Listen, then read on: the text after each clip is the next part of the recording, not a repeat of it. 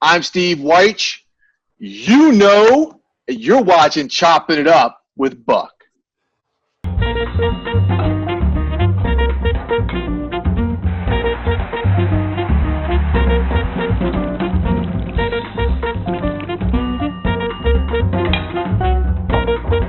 All right, on this episode of Chopping It Up with Buck, I have my man Steve Wyche. This is a great story. Now, Steve grew up in St. Louis. My mom moved to St. Louis when she got married. My stepfather was there with AT&T. So I lived down the street from Steve. He's an older guy, not much older, but older than me. But he gives me grief all the time about how he helped raise me and helped me come along. But it was.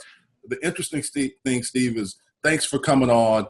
It's wow. We were talking one day through Twitter, or I know we ran into each other through our league travels, and you were saying, I remember you when you moved to St. Louis from Houston, and you would come by, and you were this lanky kid, and kind of awkward, but really had a lot of talent. So tell us about your time in St. Louis and us kind of connecting way back then. Yeah, Charles, and I'm so proud of you, man. And, when I saw your name appear, like, oh, Charles Arbuckle signs with UCLA, and I'm like, Charles, he did it. And so, look, we say St. Louis, but, Charles, we actually grew up about 30, 35 miles southwest of downtown St. Louis, where your family, my family, and maybe 3 or 4 others were the only families of color, maybe not even alone black families in our neighborhood, which is a very big area, town of Manchester, Missouri, but in our particular neighborhood. And I moved there from Minneapolis. Okay. And from where I lived in Minneapolis, it was very integrated. So when I show up there, my first day at the bus stop, someone's like, whoa, an N-bomb. And I'm throwing hands, pop, not here.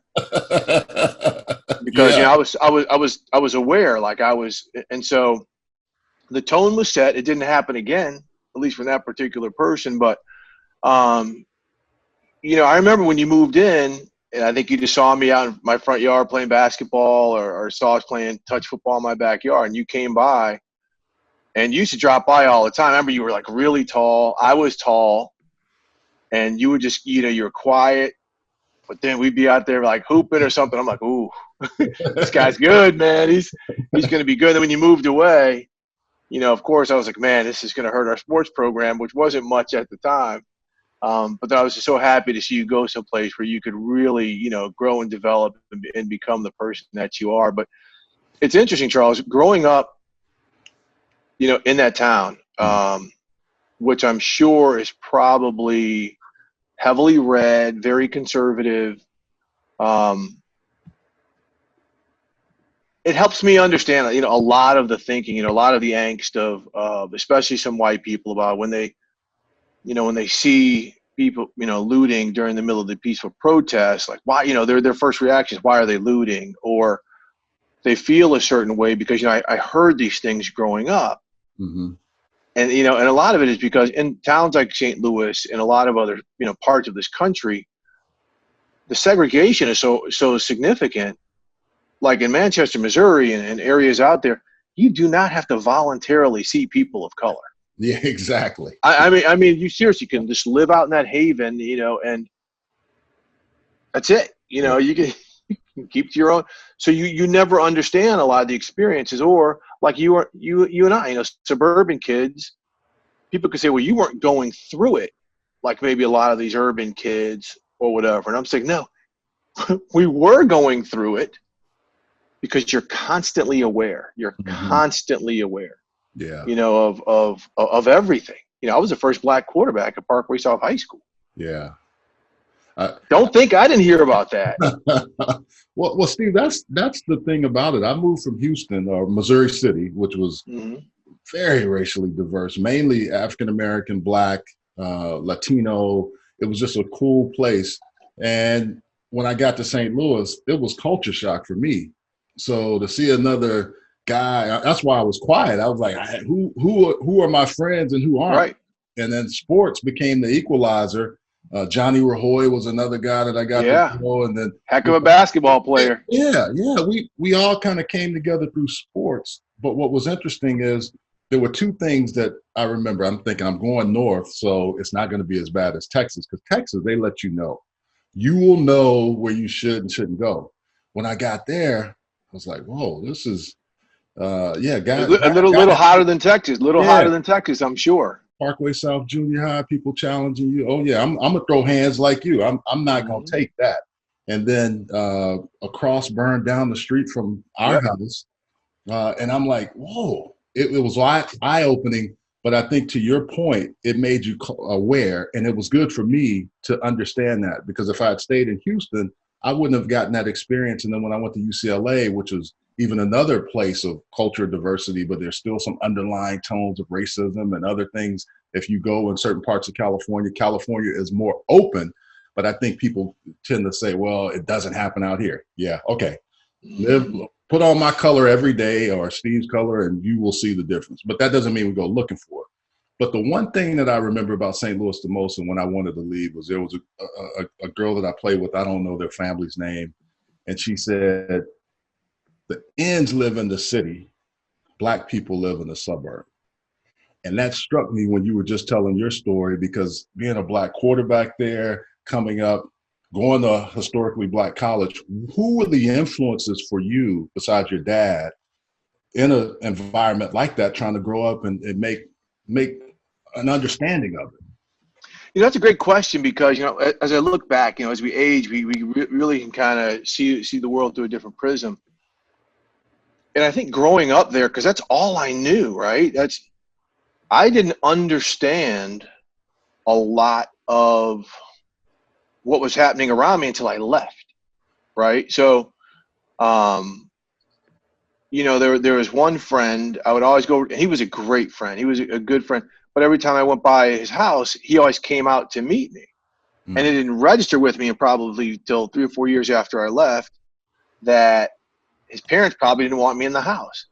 And Charles, this, like, everybody in that area kind of knew us because we were so few, and because, I lived there for so long, and I was a recognizable athlete, and like everybody knew who I was. And so many people were so great to me. That's why, I'm not going to sit here and just like dump all over. Oh yeah. How I grew. I'm just so glad I grew up the way I did, because now my awareness is, I'll say this. It was interesting. A dear friend of mine and his wife, both of whom I graduated with from high school, came out to LA to visit a couple of years ago.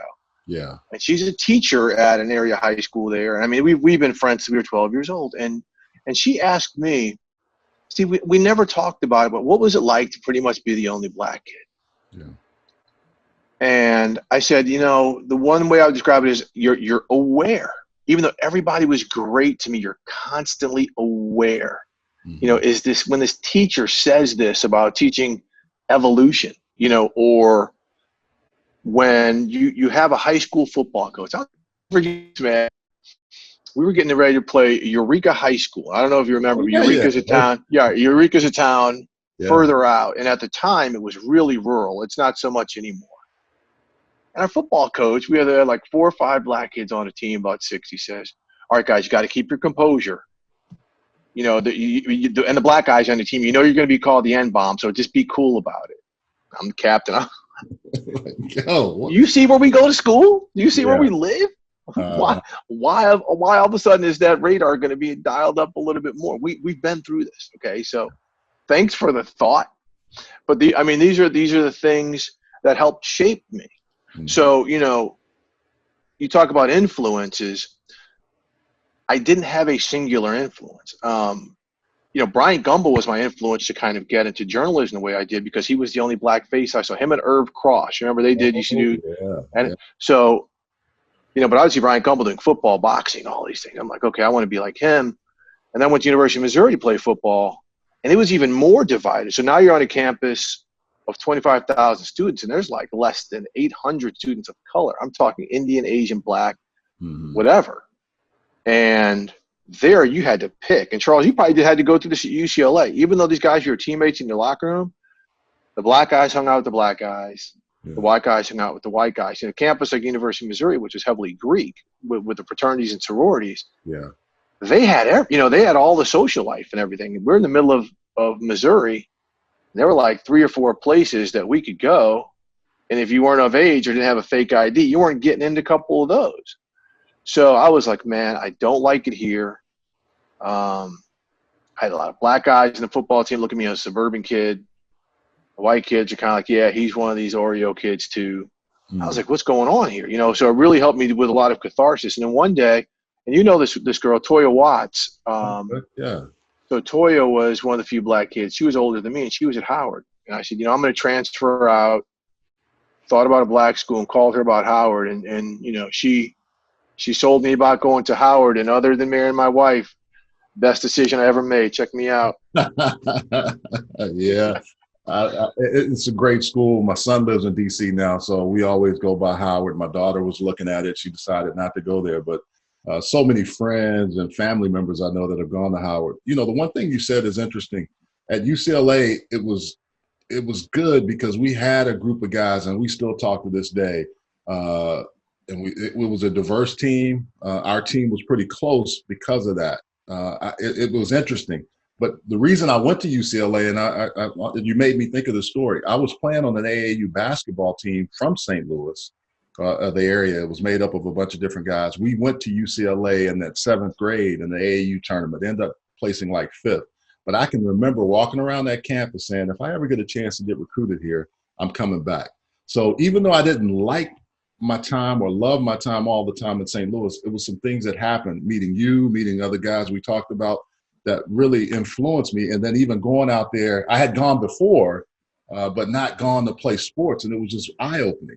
So, you talk about those influences with Bryant Gumbel and Irv Cross. What got you into journalism? Because you were, athlete coming up, you played ball, you got a chance to do those things. What made you just say, this is something I have to do? I sucked at math. I mean, it sounds crazy, but it's a whole right brain, left brain thing. Yeah. I wasn't great at math or science. I was very strong writer, history, social studies, all that. And it was kind of like, if I go to school, business, it's not it. I could be a teacher. But I really like to write. And the whole Bryant Gumbel influence, and I mean, I don't know if I've ever even told him this, was significant. I was like, I want to do that. And plus, Charles, one of the reasons why we lived in St. Louis is my father was the sales manager at KSDK TV there. Okay.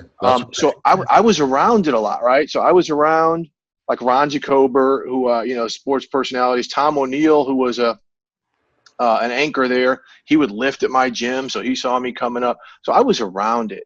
And so it's just something that was like, wow, I really like doing this. I worked in the high school newspaper, sports editor-in-chief. Mm-hmm. But at Missouri now, that's like the top journalism school in the country. Yeah. And so you had to take 60 hours of flunk out courses. They were weeding you out. They were trying to. Yeah, I mean, that's what they do. You have to have like 60 hours, and you have to maintain, I think at the time it was a 3.0 GPA. It's probably higher now. And my first report card, and see, when I was at Missouri, that's when they didn't have that 20-hour, probably same with UCLA, that 20-hour practice schedule. It was like 40 hours of football, film, lifting, everything else. So my first report, I was like a 2.5, worst grade I had in my life. And I was like, ooh, I got an uphill climb if I'm trying to get into journalism school. But, it's funny. My heart was so set on it. When I was getting recruited and some schools would come in like, what do you want to study? Journalist. Do you have a journalism program? Well, we really don't. We've got an English program. And they could tell right then and there, like, okay, we might want to just, he's a fringe D1A player, anyway. Mm-hmm. Let's move on because we don't have the program he likes, and he's honestly not, extra special anyway. So we can go after somebody else. Well, hey, we're going to take a quick break on Chopping It Up with Buck. We'll be right back with Steve Wyche. Many people are looking for natural alternatives to help ease their aches and pains. Begin stopping the pain with the help of Pain Stopper. Formulated by healthcare providers, Pain Stopper helps alleviate a variety of physical ailments so you can get back to doing what you love. Our products are triple independently lab tested to ensure the highest quality hemp available. Visit PainStopCBD.com for more information. Pain Stopper, because why manage pain when you can stop it? How you guys doing? It's Artavis Scott here. The reason why I like Thin Energy is because I need to be at my peak performance no matter what I do. big sports drink for me, you know, keep it going, keeping myself up. It gets me on top of my game, extra boost that I need to keep it going in the fourth quarter. Working out, definitely a good drink for you to have. All the good nutrition that you need inside of it. Passion fruit, it's my favorite one. It's not just for professional athletes, it's for everyone. And I definitely can say it definitely works in the office or in the weight room, wherever you may be. You can go to thinenergy.com, tell them I sent you, and get you a drink. Thin Energy, the healthy alternative. Drink it, live it. See, if I got something like that, I can just go. No sugar, no crash. Thin Energy. All right, we're back with Chopping It Up with Buck with my man Steve Wyche, NFL Network. He's all over. He's been, you know, he's done everything. And the thing I love the most is Steve was a mentor to me, and I didn't even realize it. And I got to know him in St. Louis when I was a young cat, actually Manchester, Missouri. Let's be real about it. And we're talking about you and what you've been able to do. And so Howard, you get to Howard. What is that like? That's got to be for me, it was like a flip for you as it was for me, coming from Houston, Texas, into St. Louis, for you to leave Missouri and go to a place like Howard, you know, Chocolate City, everything there. It's a cool town, but tell us about your experience at Howard. Yeah, look, man, I mean, first off, I was older. I was like 20, 21, so I'd already been in college. So I didn't have to go, fortunately, through kind of that baptism. But, you know, like a lot of kids who grew up where I grew up, like, well, am I too suburban? Am I black enough to go to Howard? You know, I'd never been to D.C. You know, the football coach there, Willie Jeffries, had recruited me or sent me letters at least when he was at Wichita State when I was coming out of high school. First black head coach at a 1A program, by the way. Sure. And so I was going to go out there to play football, but Charles, you know this football term. By the time I got there, I lost my stinger, right? I was just like, I'm done. I don't want to disrespect the sport or anything like this if my heart's not fully in it. So I get to Howard. This is when D.C. was the murder capital of the United States. Crackhead. It was all over the place. It was right after Len Bias, Maryland basketball player. So I'm walking right into that. And so I'm like, ooh, this is like nothing I ever experienced. And within a day, I'm like, I'm home. I'm home. There was a level of comfort just from my peers and people just talking to you like, okay, we're on a majority black campus. You know, we don't have to go to an African-American studies class to see other black students like I did at Missouri, like every class we go to. And I was like, wow, you know, and there were kids from Brookline, Massachusetts, or Anchorage, Alaska, or places like, wow, like this is kind of cool. My eyes are wide open, but we were in the cut. You know, Howard is this beautiful campus in the mix. The Shaw District, which they call what now, the Shea, or they've changed it. Yeah, they've changed it up. It ain't what it was.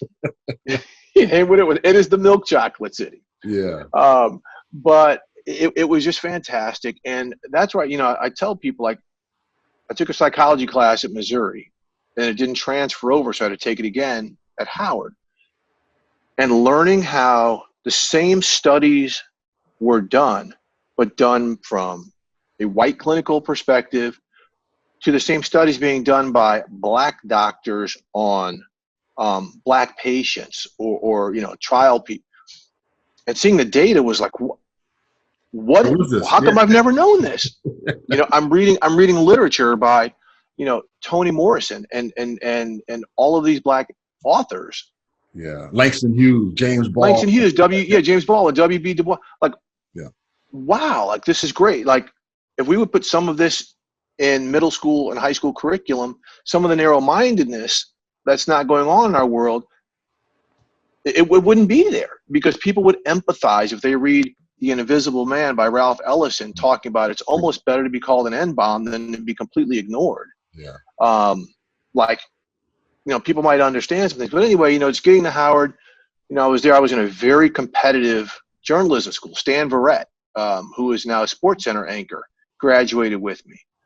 Frederica Whitfield, who's on CNN, was like a year or two older than me. Michelle Miller, who does the CBS Morning News on weekends, graduated with me. And Gus Johnson, who does Fox Sports, of course, was like a year or two below me. I mean, we had that we were coming with it, man. And and Wow. everybody drove us. So just because smaller classroom, smaller environment, more highly competitive peers, it pushed me to things I didn't know I could do.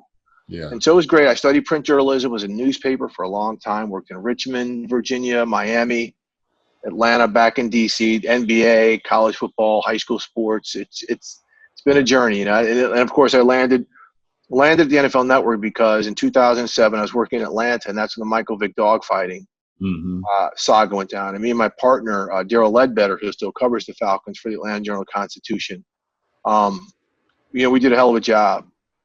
I'm very, very proud. It was the toughest time of my life because I love Michael Vick. Love that man, just as a human being. And to have to cover that and report the things that we did, in all honesty, it was hard, man. But I got recognized for that, and that's how I ended up at the NFL Network. Jay Walker is a Howard grad, so he's always talking about HU, and it's interesting. That's my guy. Yeah, Jay and I go way back. We used to do some shows together, and we play the dozens with each other. People are like, "What are y'all doing? This is on TV on Thursday night." They took it away from us. He was doing some black college, I was too, but we'd get in the studio and just go at each other. But you said something really interesting. Being a journalist, you have to report the news the way you see it. Michael Vick, I think, and this is the one thing that I'm so glad to see him come back from, because there's certain things you can do, but if you do that to animals, some people never forgive you, which is sad to me, because there's some people that still wouldn't give him, or still won't forgive him for what he did, which was wrong. And he has admitted that, and he has said that. But they also will say, I can condone, or I can go a certain way with the police officer having physical force. But when you see a man held down for 8 minutes and 46 seconds, that's what Colin Kaepernick was talking about. You broke that story. I want to hear from you what that was like, and how you had to go get the story and then report the story so people really would know what Colin Kaepernick was thinking. Yeah, before we get to Cap, here's how I want to rationalize the Michael Vick thing and why some people think the way they do it, because it was very obvious, because I dealt with this for a year, the blowback. Yeah. So we talk about murders, we talk about violent crimes and this and that, but the rationalization a lot of people use is, well, I don't know anyone who's ever been murdered, or I don't know anyone who's ever been raped, but I have had 5 dogs. So I can put that tangible pain behind that. Mm-hmm. So that's why I value that more than this. May sound crazy, but again, after going through it, that was a justification. Okay. So now let's fast forward to 2016 with Colin Kaepernick. Preseason game late on the West Coast. It's a 5:30 Pacific time game, 8:30 Eastern. So I'm just there. And the only reason I'm there is it's the first game he had been medically cleared to play.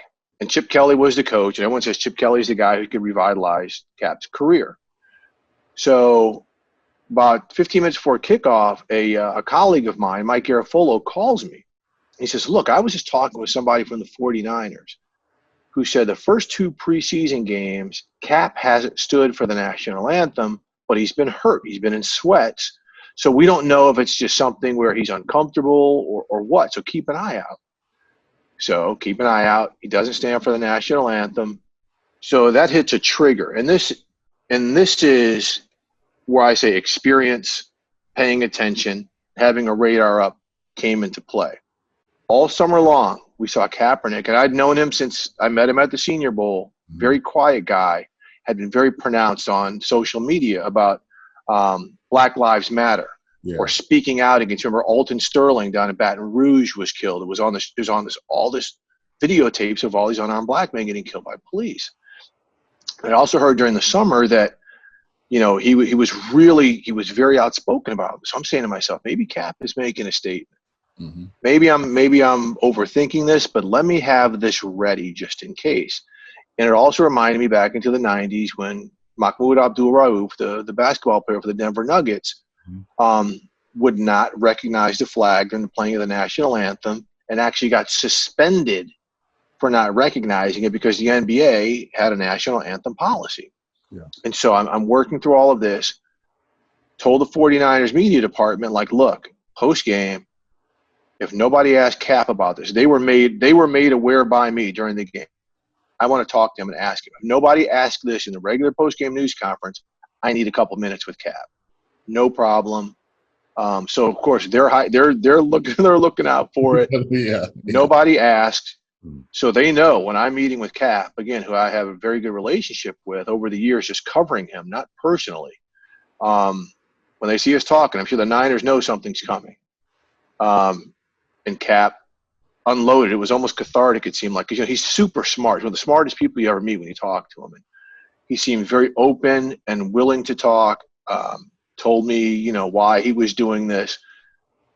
And then it was my job as a journalist, because it wasn't on TV, it was a written story, to explain why he was doing this. So in the lead of the story, and I tell journalism students and everyone, look at the lead of that story. Okay. It explains why. It does not hearken on the what. It harkens on the why. And that was lost immediately, from the coverage to the reaction. And he knew it. Him and I had a private discussion after that. I said, Cap, you know, anytime you do something with regards to the flag and the national anthem, that don't tread on me, folks, the folks who hold that flag dearer than anything, it's not good. I mean, they will speak their mind. He's like, I know it. You know, if I lose my endorsements and all that, I get it. But I've got to do something that I feel is right. And you see his conviction to this day. Why did he find his voice at that time? What was it about him? Were you because you were looking at the social media, and I read it. It was interesting to hear about how you said that a few minutes before, and how you were able to really understand that he was, you know, a year later when you did an article with The Undefeated, you talked about that. How was he able to find his voice? What was the why for him? Because it became something that just triggered him and was able to, it was perfect timing, but also you put yourself in the perfect position. Well, look, I'll make it simple. Tamir Rice, yep, Eric Garner, Philando Castile, and so many others. Just like now, people forget, we're fed up. Yeah. He was fed up. And he had been studying. He'd been doing some academic research. His girlfriend at the time was, you know, very encouraging. She's still his girlfriend now, I should say. A lot of people around him were like, hey, man, we got to do something. This is it. And so when he didn't stand for the national anthem and everything he went through, he pretty much was singing solo. I mean, you know, Eric Reed, a couple of his teammates would make gestures, a couple guys around the NFL. Yeah. But he didn't have the support of the rest of the NFL. I think Malcolm Jenkins was another guy. I mean, Malcolm Jenkins, Chris Long. Yeah, Chris Long. A couple guys. But, I mean, look, it was very isolated. There was no unified. And Cap said he didn't want anyone. He's like, look, I'm doing this on my own. This is my own personal thing. I don't need an army to fight my battles. And that's what's so different now. Is now it's kind of like we saw – you know, George Floyd call for his mother and tell that police officer he couldn't breathe. And that cop, and I say this over and over, got his hand on his leg, looking up at the sky like he's thinking about sunsets in Jamaica. And just the smugness and the juxtaposition of watching that man die and watching that man kill him. And the differences of despair and almost pleasure, I think, sickened all of us. And we're all home because of this COVID. And we see it. And it rang a bell like everything we've been hearing, even from Colin Kaepernick. It has now finally hit the on switch in this country. Because you can't justify it. You cannot justify this in any way, shape, or form. He wasn't resisting. And so I think that's why this is so different. And that's why the NFL and so many people, corporations, even if it's just on the surface, are recognizing this and at the very least being somewhat empathetic to what Black people have been screaming about for decades. Steve, you hit the nail on the head. I'm from Houston, Texas. He's from Yates High School, a little bit younger than me. I know a lot of the folks that we know. We've walked the same places. We know what police can do to you. But when you call your mom and she hasn't been around for a while, it chokes me up thinking about it now, because he had nowhere else. And the thing that got me the most when I watched that, or I hear it, when he said, "Sir," he's like, "Sir," and I can't breathe. And when you, as a man, that's the one thing you don't want your kids to go through. You don't want another man to go through, but a black man can experience that. And unfortunately, it had to be that way. But to your point, I can see why Cap did what he did. Hey, we're going to take a short break and be right back on Chopping It Up with Buck. Live it, thin energy, lose weight, gain energy. Hi, I'm Mike Gardner, founder of Thin Energy, the wellness energy that delivers each and every time. In 6 weeks that I've been taking Thin Energy, I feel fantastic. I lost 7 pounds in the first week. You just squeeze it in, you take a shot, and you're done. Get your drinks, get you hype, get you ready. I feel great. Jump on, try Thin Energy. Drink it, live it. Thin energy. Many people are looking for natural alternatives to help ease their aches and pains. Begin stopping the pain with the help of Pain Stopper. Formulated by healthcare providers, Pain Stopper helps alleviate a variety of physical ailments so you can get back to doing what you love. Our products are triple independently lab tested to ensure the highest quality hemp available. Visit PainStopCBD.com for more information. Pain Stopper, because why manage pain when you can stop it?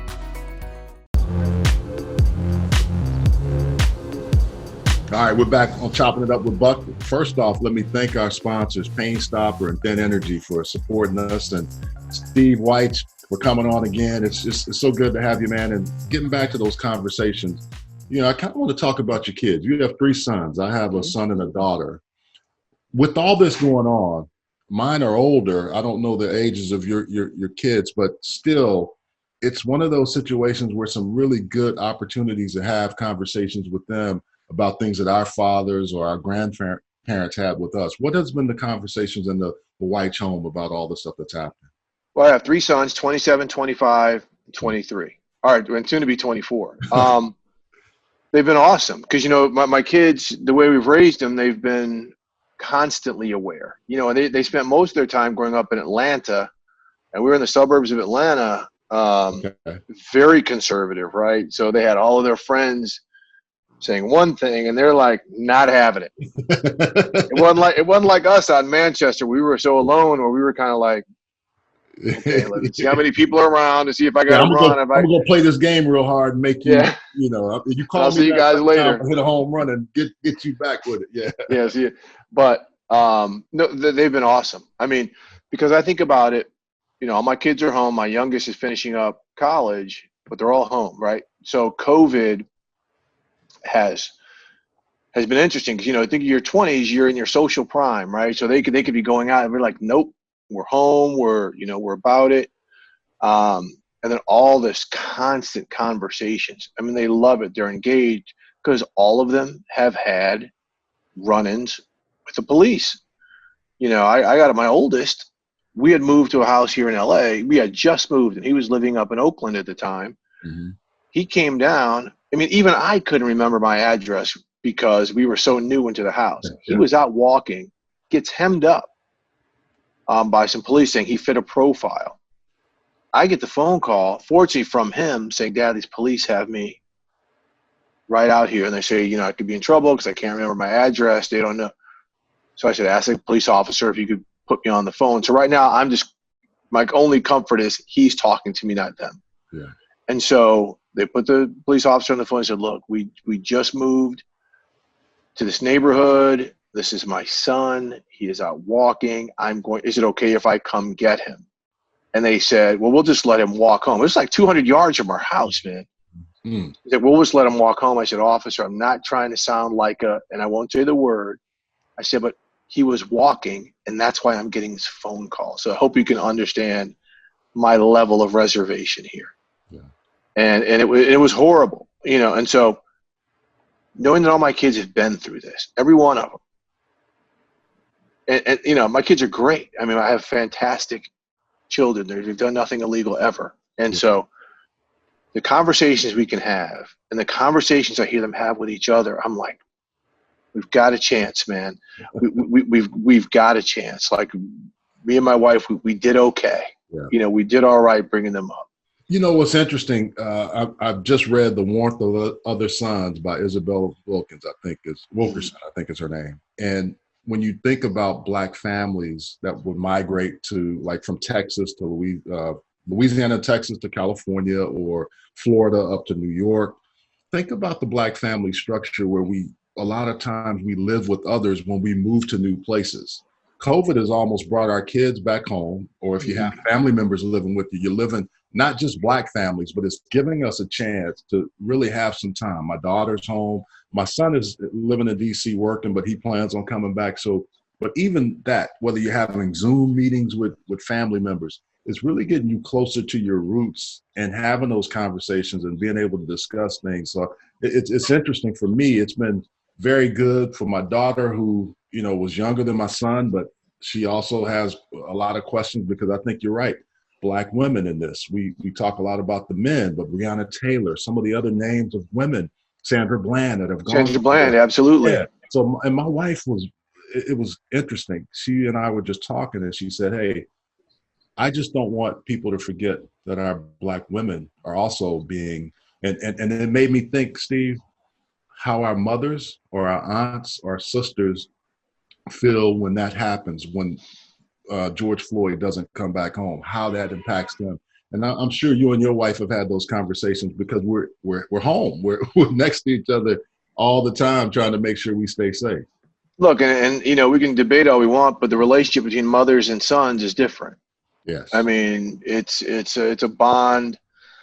You know, that's the one thing I told my kids growing up. You don't have to like me, you don't have to respect me, but I don't want you to ever say a negative thing about your mother. Don't ever speak to her in any way. You direct all that to me. And my kids, you know, and it's, you know, because I was raised by my mother. I mean, you met my father back in the day. My parents were divorced. And so it's, you know, you think, we just watch the news, man. Every news conference we see after one of these deaths, it's the mothers. It's the mothers. It's the grandmothers. And, you know, people can say this and that, oh, fatherless communities and this. But you know what? They're not motherless, man. No. And the mothers have raised a lot of fantastic people, and they've got a tremendous burden. And so the impact this has on overall communities, in terms of they've got to grieve, they've got to work, they've got to raise. Think about that. Yeah. It's an awful dynamic. And you talk about systemic. This is something that has been systemic since slavery. Mm-hmm. You know, when mothers were separated from their children, or their children were killed or beaten, torn apart. Yeah. It's so this is a you know, if people don't want to acknowledge the word systemic, this is part of it. You know, that often goes overlooked. So tell me about this with Colin Kaepernick. Getting back to that a little bit, how has this story evolved? Because it was kind of, it took like 4 years to marinate, really, right? I mean, if you think about it, you know, the president comes out and really gets on guys, calling them sons of bitches, and, you know, the pro football moms, I'm going to have them on, and I know they'll speak their mind, because there's some of them that have some real strong opinions. Mm-hmm. But I will say this, now the NFL is changing things. You're seeing corporations talking about Juneteenth, which we celebrated in Texas all the time. It's nothing new. What is I mean, this is something that's turned. When I see London, I see New Zealand, I see Australia, I see places that have Black people, but sometimes it's a unifying thing. So what has this been? Have you had a chance to catch up with Colin Kaepernick or talk to him anymore about what this has been and how this has evolved from him against a flag to really police brutality to now? Haven't spoken to Cap. Okay. Would love to, but have not spoken to Cap. But I mean, the biggest issue is just like, you know, you sit back and like he tried to warn us, like so many others, like, hey guys, you know, I tried to let you know this was going on, and you guys ruined me for it.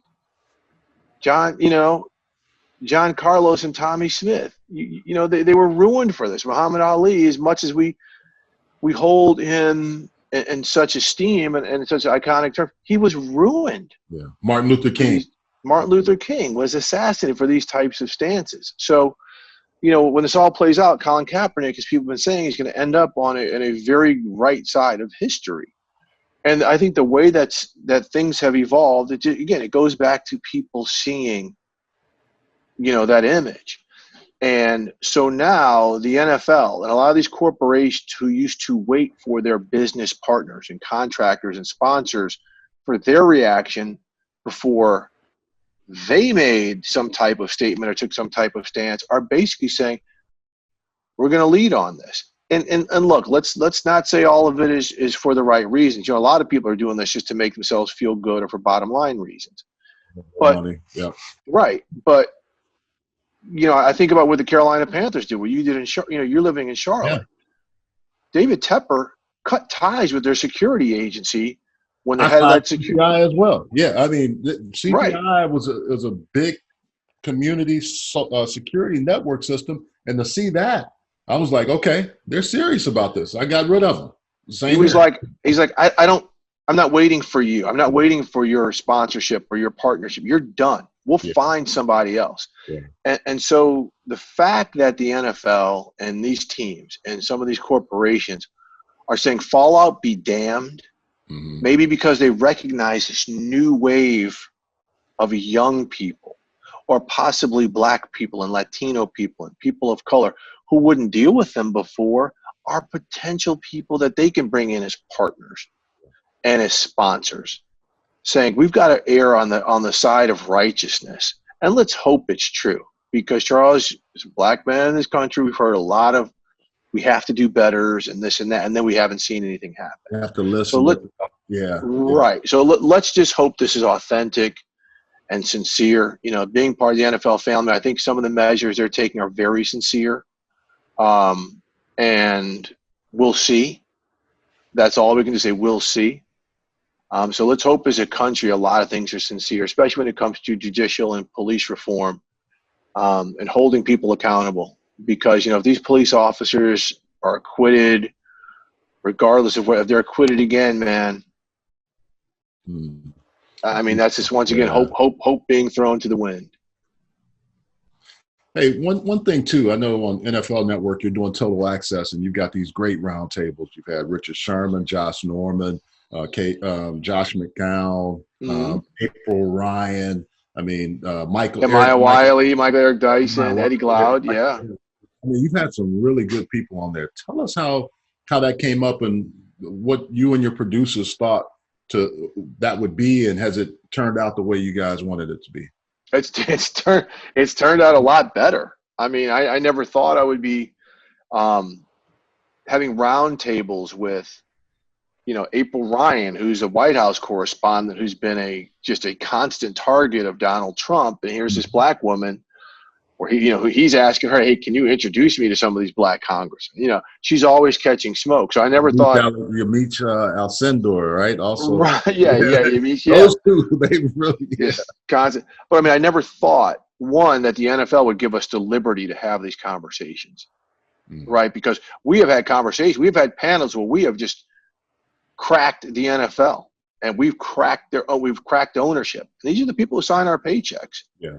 And so, when you have a Michael Eric Dyson and Eddie Glaude on with an NFL player, or Brian Banks, someone who had a potential NFL career sidetracked by a wrongful, accusation and prosecution, and then having conversations, like you said, with Chris Long and Richard Sherman. And there will be more. We're going to be doing one next week that's an all Minnesota Vikings roundtable. Oh, wow. Because those players know they're at ground zero. It's in their city where all of this kind of ignited. So people are going to be watching to see what they do. And they've already done so many proactive measures in the community. So we've got a lot of these going. And they came about just, some of our producers and people behind the scenes said, what about having some frank conversations? And we've done these before in the wake of Colin Kaepernick, in the wake of, another round of BS coaching hires, right? So we've had these before, but not like this.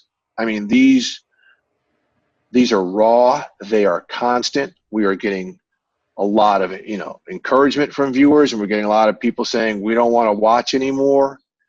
You know what? a lot of us don't want to watch black men die under the knee of police officers anymore. So, the door swings both ways. And again, the freedom to have discussions that need to be had. And a lot of it is, part of the NFL is saying we want to show that we are sincere and committed to our players. We want to show that they will have a platform to voice themselves on the NFL network.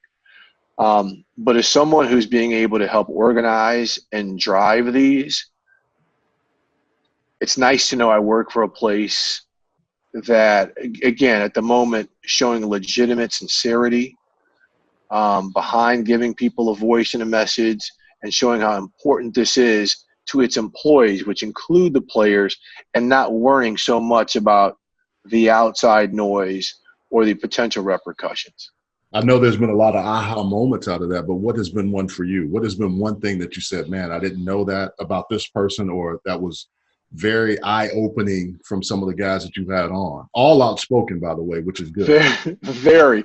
I mean, I think Chris Long, who's a member of the Players Coalition, as we know, he's a Walter Payton Man of the Year Award winner, just always been about it, always. Mm-hmm. I covered him in college. I always loved Chris Long, and now I know why. Yeah. And just, him talking about the power of police unions, and it's a message we really never heard of, but how, police unions fund a lot of the campaign races for district attorneys, knowing that if they get certain DAs into office, those DAs are not going to punish them for certain behaviors because they're in the pockets of that DA. And so he had it was something, you knew about, but it's not part of the conversation. And now you're hearing more and more about the strength and influence of police unions over policing. The blue wall. I mean, you saw up in Buffalo when the two officers were suspended for pushing down that older protester, how all the rest of the officers in that unit said, we're resigning from that unit. That's the strength of the union, right? Are they on the side of righteousness, or are they on the side of the brotherhood? Yeah. And I think that's some of the discussion. Like what he spoke about, what Richard Sherman talked about, locker rooms, how these teams are having conversations now, not just about airing feelings and this, but how they can come together. Richard Sherman's on a team with Nick Bosa. We know Nick Bosa has been very outspoken about about his conservative political beliefs, and how they can listen to each other, and they can understand, and they can get along, and they can try and empathize. That's important. And we know sports, and NFL players in particular, and NBA players can take the lead in changing some of the discussion. Colin Kaepernick took a knee. A lot of people took a knee. This player did that. Let's get this type of haircut. Allen Iverson had cornrows. Everyone's wearing cornrows. Yeah. So they understand now their influence. They understand how, when Roger Goodell said the NFL couldn't function without its black players. So they know they can be a unifier. They know they can start exerting pressure politically to help change the way district attorneys are selected.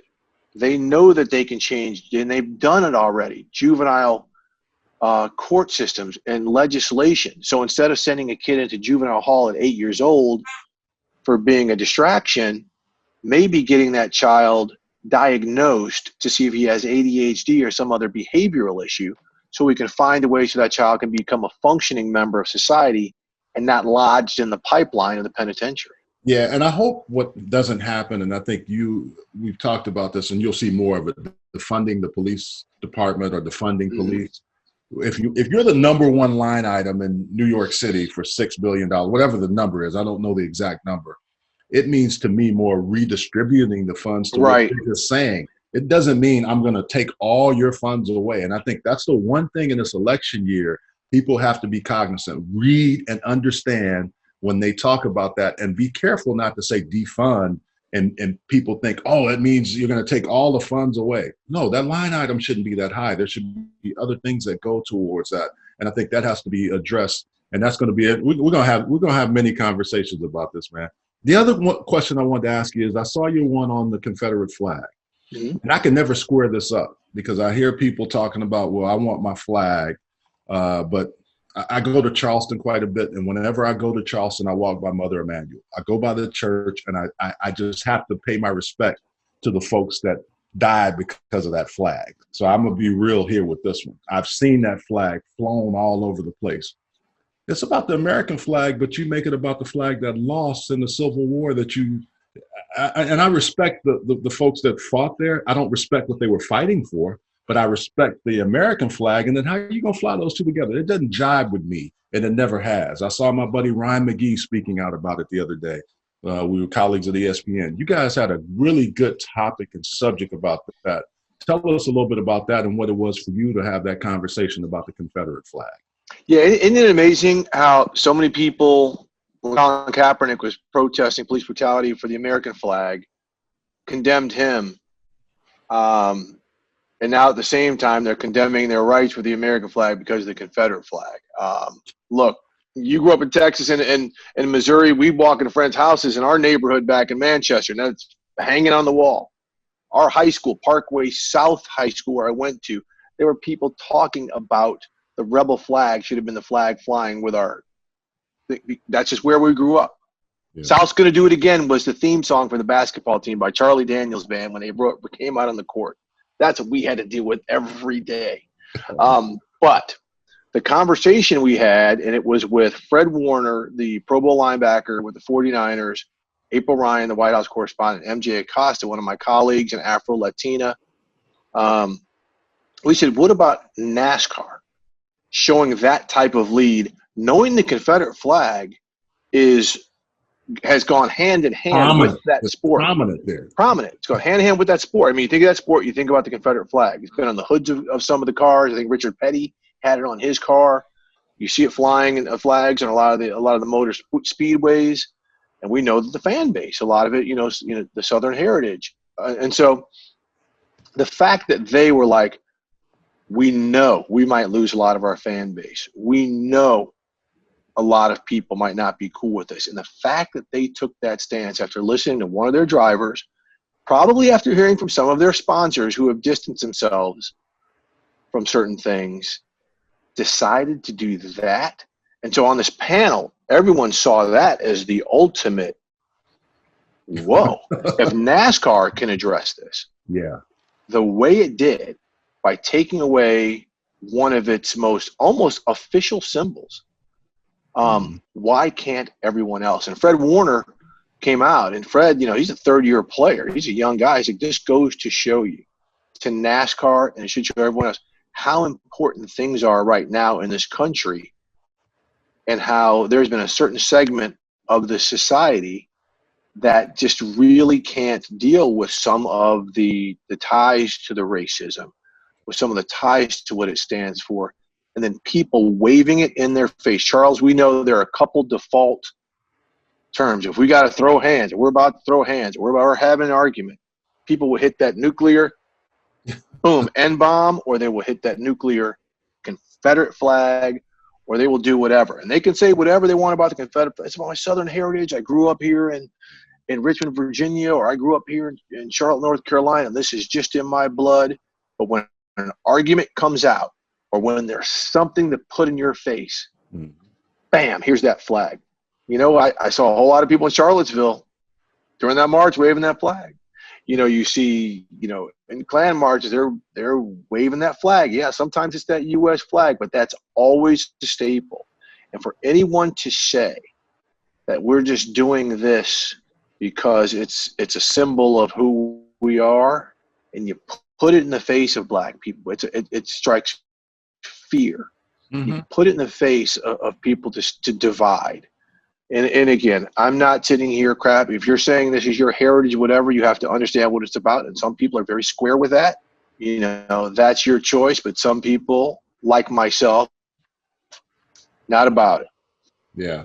Well, I always tell them I don't see the Nazi flag flying, except at those kind of marches too. So I left, you hear me, and they lost the war. So we still know that the neo-Nazi groups and all those other groups are there, but we have to be the voice of reason and continue to fight that fight. Hey, one question for you though about the NFL with the Rooney Rule and then the things they were trying to do to give.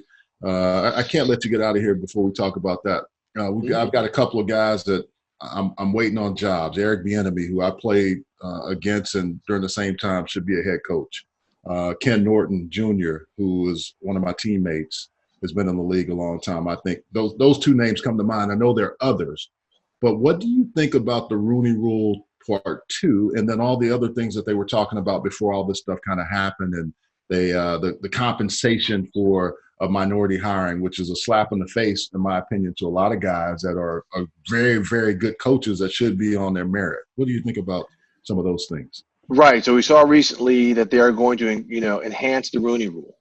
And a lot of it is, unfortunately, is based off of data that's coming from Fortune 500 companies, which says if you interview more than one candidate of color, you'll tend to have a more diverse workforce, because a lot of times what these NFL teams do, they'll interview like this cycle, Eric Bieniemy, Robert Saleh, the Lebanese defensive coordinator for the 49ers, and maybe one other minority. Every team will cycle them through, right? Most of them not having any desire to take it seriously, but they're meeting the Rooney Rule requirement.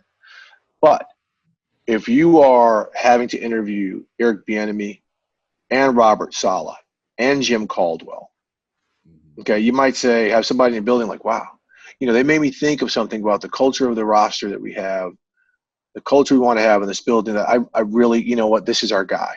Mm-hmm. And so, again, that's based off of data. And, the league is forcing this, and they're forcing it. Coaches, GMs, and all executive positions at every level, in the NFL offices and club offices, because they understand. And I spoke to Art Rooney, the owner of the Steelers, who felt his name was being bastardized. He used that word. He was furious after this last round of coaching hires, saying something has to change. And if we have to force it, we have to force it. Because remember, in this country, integration was not voluntary.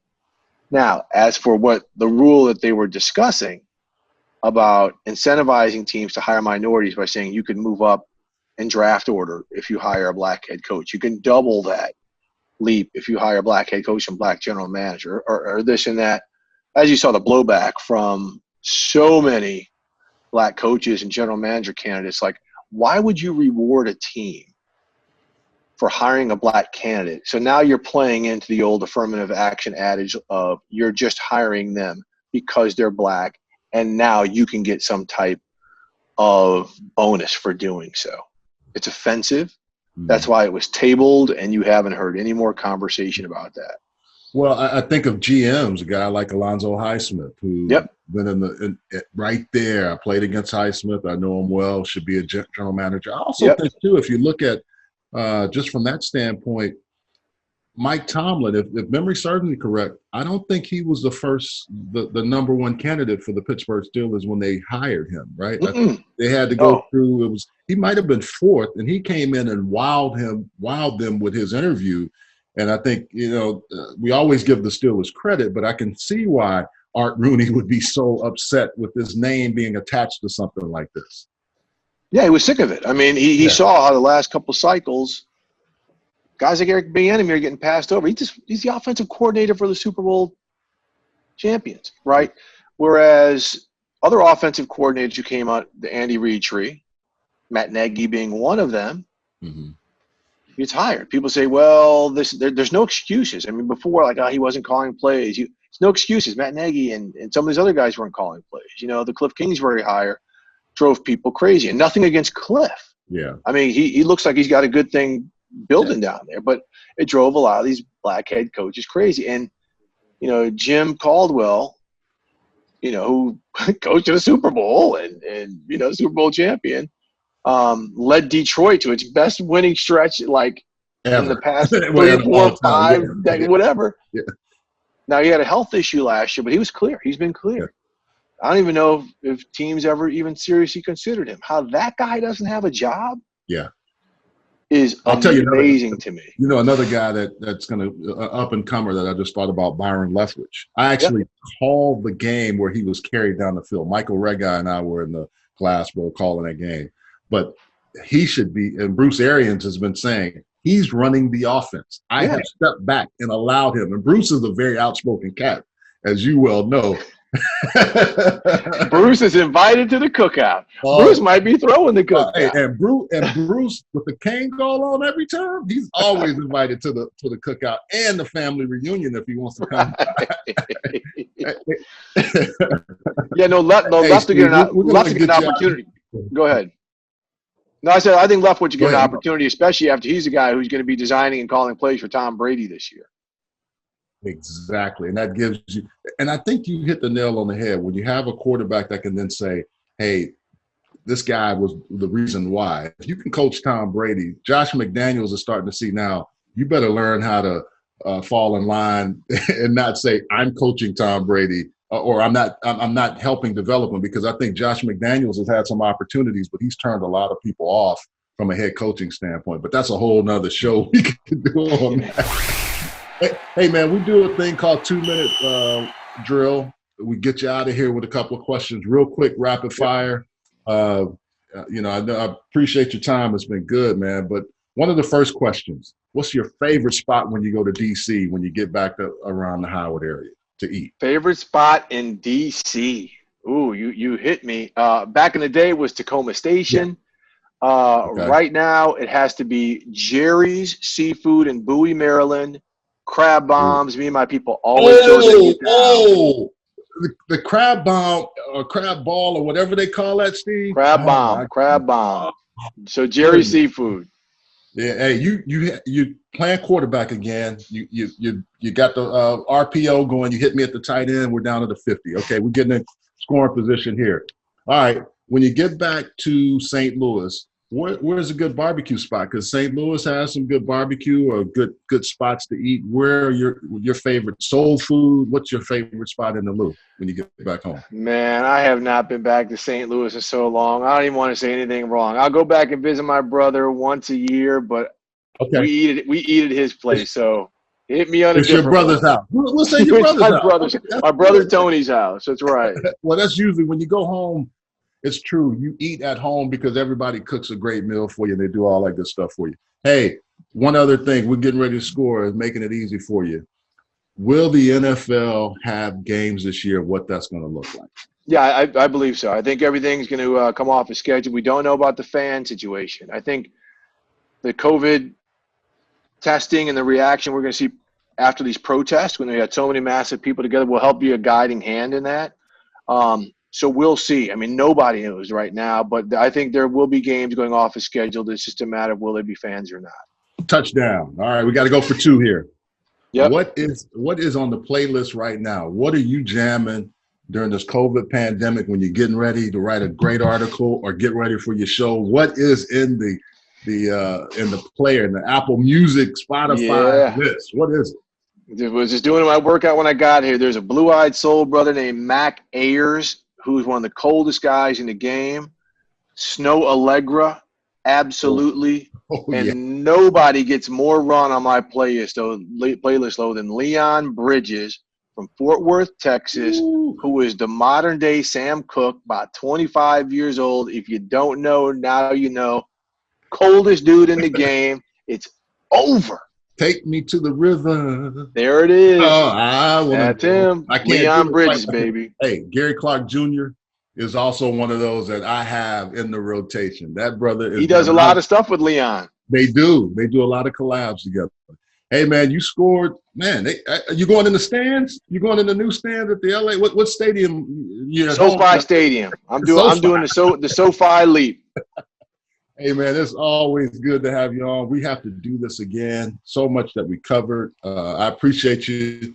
And just thank you again for those lessons. Even though you beat me on those post corners, I told you I was going to dunk on you. And you did. I started dunking, in like 6th grade, you were in 6th grade.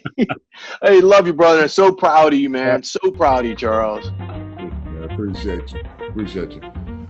That's our edition of Chopping It Up with Buck with Steve Wyche. Join us again next week. We always bring you good content, so join us here.